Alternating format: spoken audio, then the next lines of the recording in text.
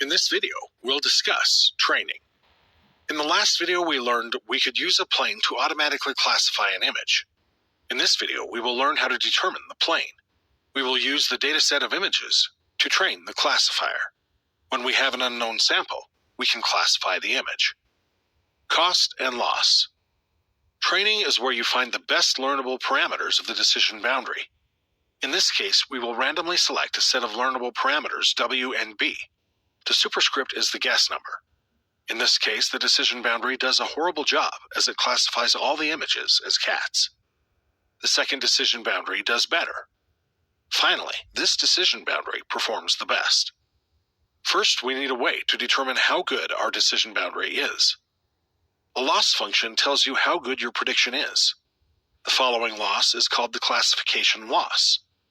The first column will show the output of the loss function. Each time our prediction is correct, the loss function will output a 0. Each time our prediction is incorrect, the loss function will output a 1. The cost is the sum of the loss. The cost tells us how good our learnable parameters are doing on the dataset. In this case, our model output y-hat is incorrect, predicting a cat as a dog and a dog as a cat.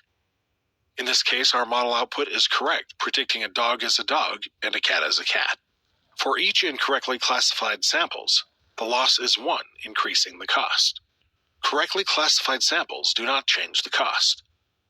For this decision boundary, the cost is 3. For this decision boundary, the cost is 1. For this decision boundary, the cost is 0. The cost is a function of the learnable parameters. We see a set of learnable parameters. The decision boundary misclassifies 3 points. Changing the learnable parameters misclassifies the following points. The final learnable parameters perform perfectly. To simplify, let's look at the cost as a function of the bias parameter B.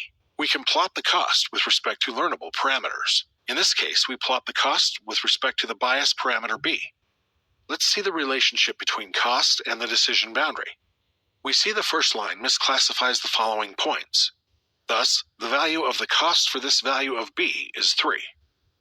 The second misclassifies the following 2 points.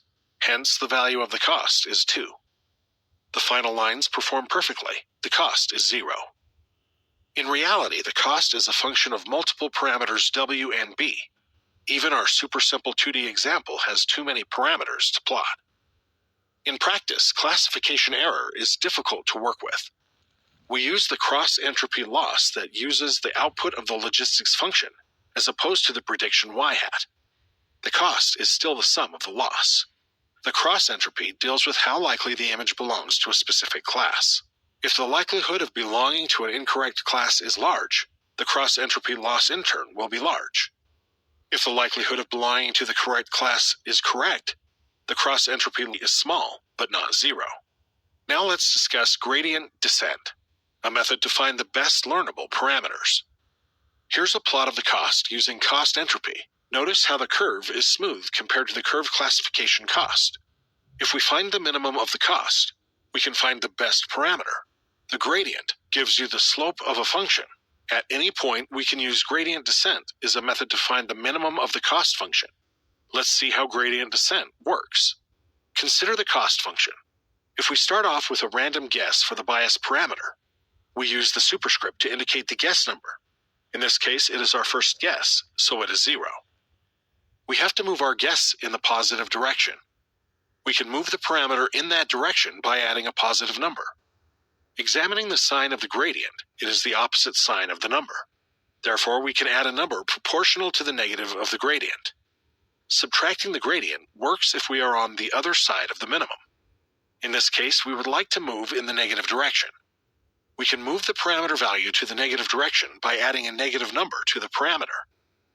Examining the sign of the gradient, it is the opposite sign of the number. Therefore, we can add an amount proportional to the negative of the gradient. Here is the final equation of gradient descent. We add a number proportional to the gradient, depending on the context, the variable I. ETA dictates how far we move in the direction of the gradient. It's usually a small number. We see for each iteration, the new values for the bias parameter decrease the cost. When we reach the minimum, the gradient is 0. The parameter value stops updating. If we use a learning rate that's too low, we may never reach a minimum. If we use a learning rate that's too large, we may oscillate and never reach the minimum. The learning rate is a hyperparameter.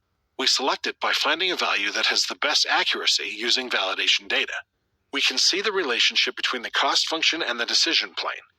Each iteration of gradient descent finds a parameter b that decreases the cost, and the decision plane does a better job at separating the classes.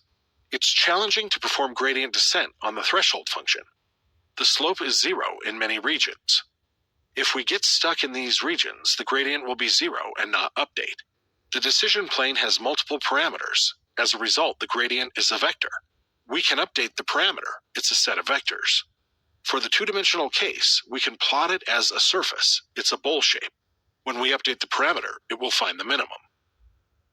Usually we plot cost with respect to each iteration I. This is called the learning curve. Generally, the more parameters you have, the more images and iterations you need to make the model work. Let's look at different learning curves. We can choose a learning rate that's way too large, as shown in the one-dimensional example. We can choose a learning rate that's too small. We can choose a learning rate that's too large. With a good learning rate, we will reach the minimum of the cost.